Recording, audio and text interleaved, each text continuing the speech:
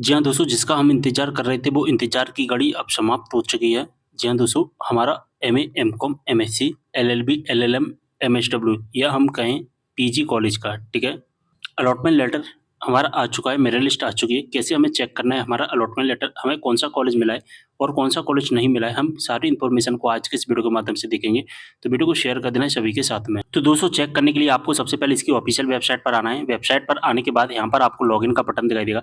यहाँ पर student login वाले आइकन पर क्लिक करके लॉगिन कर लेना है, ठीक है? यहाँ पर आईडी पासवर्ड माँगेगा, कैप्चा कोड का आंसर डाल देना है, साइन इन वाले बटन पर यहाँ से क्लिक कर देना है। अब कुछ इस तरह का हमें इंटरफेस दिखाई देगा, ठीक है? यहाँ पर 2 ऑप्शंस दिखाई देंगे, एक तो कट ऑफ का ऑप्शंस दिखाई देगा, एक अलॉटमेंट राउंड 1 का हमें ऑप्शंस दिखाई देगा। जैसे ही हम कट ऑफ वाले ऑप्शंस पर क्लिक करेंगे, तो हो क्या रहा है, हमारे सामने इस तरह का इंटरफेस आ रहा है, आपका डेटा नहीं मिला। जबकि यहाँ पर जो ऑप्शंस आने पा चाहिए थे, हमारी रैंक मेरिट लिस्ट के, यानी कि हमने जो कॉलेज सेलेक्ट किए थे, वहाँ पर हमें बताया जाना चाहिए था कि हमारा कट ऑफ लिस्ट के आखिरकार कितना गया है। लेकिन अभी पीजी का पूरा डेटा अपलोड नहीं हुआ है, इस वजह से यहाँ पर इस तरह का इंटरफेस आ रहा है। कुछ समय बाद यहाँ पर पूरा डेटा अपलोड हो जाएगा तो आपको कॉलेज दिखाई देने लगेगी।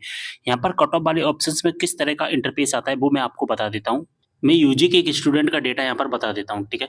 जैसे कि यहाँ पर आपको वो कॉलेज दिखाई देंगे जो आपने चॉइस फिलिंग में फिल किए होंगे। यहाँ पर कॉलेज की प्रेफ़रेंस दिखाई देगी और ग्रीन कलर में यहाँ पर आपको दिखाई देगा, क्या दिखाई देगा? आपको जो कॉलेज अलॉट किया गया है वो ग्रीन कलर की लाइन में आपको दिखाई देगा, ठीक है? और स्टेटस में जब आप नीचे आओगे तो एलोकेटेड दिखाई देगा, यानी कि आपको जो कॉलेज मिल चुका है और जो ग्रीन कलर की लाइन में दिखाई दे रहा है ना, वही कॉलेज आपको अलॉट किया गया है। आपके कॉलेज का कट ऑफ कितना गया है वो यहाँ से आप चेक कर पाओगे, ठीक है?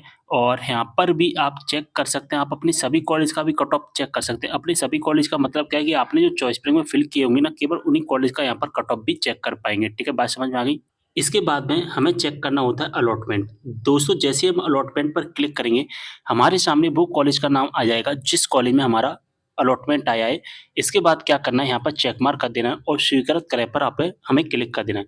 दोस्तों, यहाँ पर कट ऑफ पर चेक करने पर अगर आपका डेटा नहीं मिला, इस तरह का इंटरफेस आ रहा है और अलॉटमेंट पर चेक करने पर आपका जो पेज है वो रिफ्रेश हो जाता है और आपका जो पेज केवल और केवल बेसिक डिटेल दिखाने लगता है। कुछ इस तरह से जैसे हम अलॉटमेंट पर क्लिक कर रहे हैं, ठीक है? जैसे हम अलॉटमेंट पर क्लिक करते हैं तो यही पेज हमारा वापस से दिखाई देने लगता है, ठीक है? और अलॉटमेंट का ऑप्शंस नहीं आ रहा है, हमें कॉलेज नहीं दिखाई दे रहा है। इसका मतलब है कि हमें कोई भी कॉलेज नहीं मिला है। अगर हम अलॉटमेंट पर क्लिक करें, भले ही कट ऑफ पर क्लिक करने पर आपका डेटा नहीं मिला है, दिखाई दे रहा है।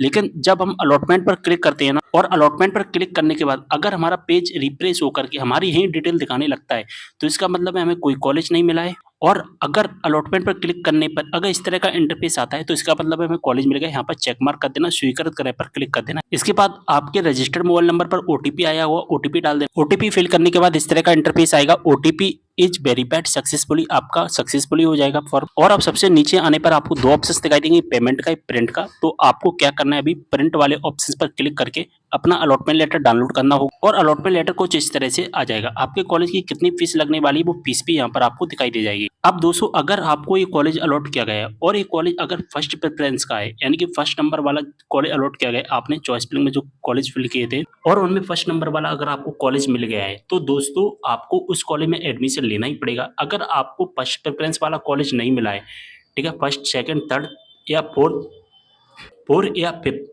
यानी कि फर्स्ट प्रेफरेंस को छोड़ करके आपको अदर प्रेफरेंस के कॉलेज मिला है और आपको उनमें एडमिशन नहीं लेना है, तो फिर आप एक काम करना कि जो सेकंड राउंड आएगा, सेकंड राउंड में न्यू चॉइस फिलिंग कर लेना और न्यू चॉइस फिलिंग करने के बाद आपको न्यू कॉलेज अलॉट कर दिया जाएगा, ठीक है? बात समझ में आ गई? लेकिन अगर फर्स्ट नंबर का कॉलेज मिला है तो फिर इसमें आपको राजी नहीं, गैर-राजी एडमिशन लेना ही पड़ेगा। जब हम इसके ऑफिशियल नोटिफिकेशन में आते हैं तो क्लेरिफिकेशन किया गया है कि यदि आपकी महाविद्यालय यानी कि कॉलेज चॉइस फिलिंग में प्रथम क्रमांक यानी फर्स्ट नंबर का कॉलेज मिला है और आप उसमें फीस जमा करते हैं या नहीं करते हैं, दोनों स्थिति में आप अगली प्रवेश राउंड से बाहर हो जाएँगे। यानी कि आपको फीस जमा तो करनी है, अगर आप नहीं करेंगे तो फिर आप अगले आने वाले राउंड जैसे सेकंड राउंड और थर्ड राउंड से आउट कर दिए जाएँगे, आप उसमें पार्टिसिपेट नहीं कर पाएँगे। यहाँ पर देखिए दोस्तों, मान के चलिए आपको कोई भी कॉलेज अलॉट कर दिया गया है, सेकंड नंबर या थर्ड नंबर या फोर्थ नंबर, फर्स्ट प्रेफ़रेंस को छोड़कर। अभी मैंने फर्स्ट प्रेफ़रेंस का बताया, अब हम अदर प्रेफ़रेंस का देखेंगे जैसे कि सेकंड, थर्ड, फोर्थ प्रेफ़रेंस के बारे में हम यहाँ पर देखेंगे। तो यहाँ पर लिखा गया है कि आपको जो कॉलेज अलॉट किया गया है और उसमें आपको एडमिशन नहीं लेना है, ठीक है? एडमिशन नहीं लेना, मान के सेकंड नंबर, थर्ड नंबर या फोर्थ नंबर का कॉलेज मिला है और उसमें आपको एडमिशन नहीं लेना है, लेकिन फिर भी आपको अलॉटमेंट लेटर को कन्फर्म करना पड़ेगा।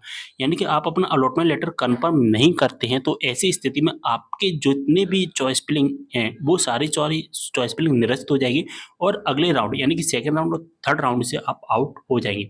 यानी कि आपको अदर प्रेफरेंस का कॉलेज मिला है और उसमें आपको एडमिशन नहीं लेना है, तो ऐसी कंडीशन में आपको अपना अलॉटमेंट लेटर तो डाउनलोड करना ही पड़ेगा। अगर अलॉटमेंट लेटर डाउनलोड नहीं करोगे तो आपकी फर्स्ट राउंड की चॉइस फिलिंग वो डिलीट हो जाएगी पूरी की पूरी और सेकंड राउंड और थर्ड राउंड से आप आउट कर दिए जाएंगे।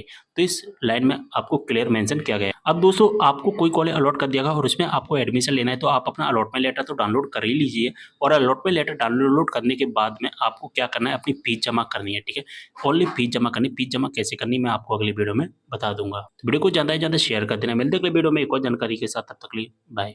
एक बात बताना बहुत इंपॉर्टेंट है दोस्तों, आपको जो फीस है कब तक जमा करनी है, 13 जून से 18 जून तक। ठीक है, तो 13 जून से 18 जून तक आप अपनी फीस को सबमिट कर सकते हैं। अब सारी इन्फॉर्मेशन मैंने ज़्यादातर बता दिया। अगर आपको फिर भी कोई भी डाउट है तो मुझे कमेंट करना। मिलता है अगली वीडियो में एक और जानकारी के साथ, तब तक के लिए।